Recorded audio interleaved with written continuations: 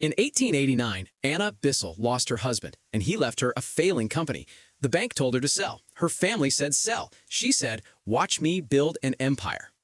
March 1889, Grand Rapids, Michigan. Anna Bissell watched her husband die from pneumonia in their bedroom.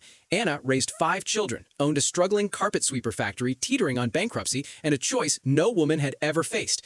Women couldn't vote in most states. Female business leadership was rare and practically mythological. Boardrooms were closed. Banks were skeptical. Society was hostile. Anna Bissell walked into that boardroom and took the helm. She was going to run this company, and she was going to make it legendary. But here's the thing, she'd already saved the company once. Anna Sutherland had been born in Nova Scotia in 1846, smart, ambitious, working as a teacher by 16, when most girls her age were just hoping to marry well. At 19, she married Melville Bissell, moved to Grand Rapids, they opened a crockery shop together.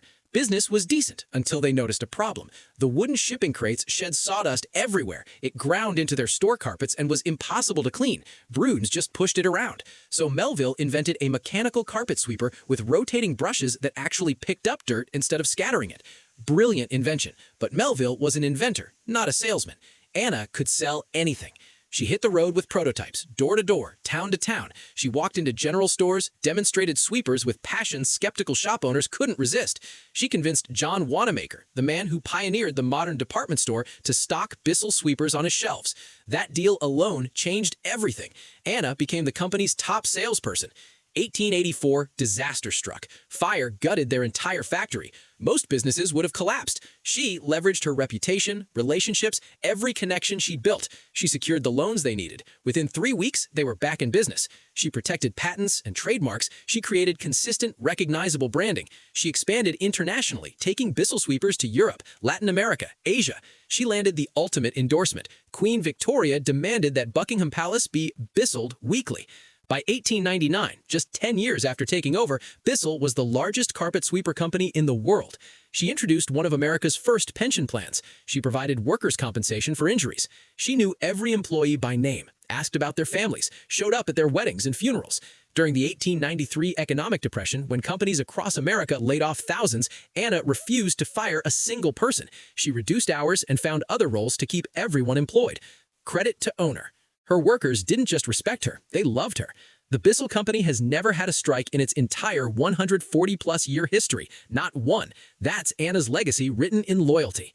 But she didn't stop at the factory gates. One of her children later wrote, her chief joy was to find homes for destitute children. She has placed 400 at least. Anna ran Bissell as CEO from 1889 to 1919, 30 years, then served as board chairman until her death in 1934 at age 87.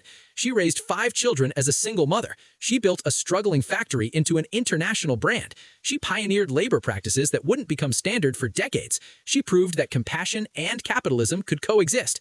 Today, Bissell is still a family company, still headquartered in Grand Rapids. It holds about 20% of the North American floor care market and is worth approximately $1 billion. In 1889, the world told Anna Bissell to step aside because women couldn't lead. The world said women couldn't build empires. Anna built one anyway and made sure it lifted everyone up along the way.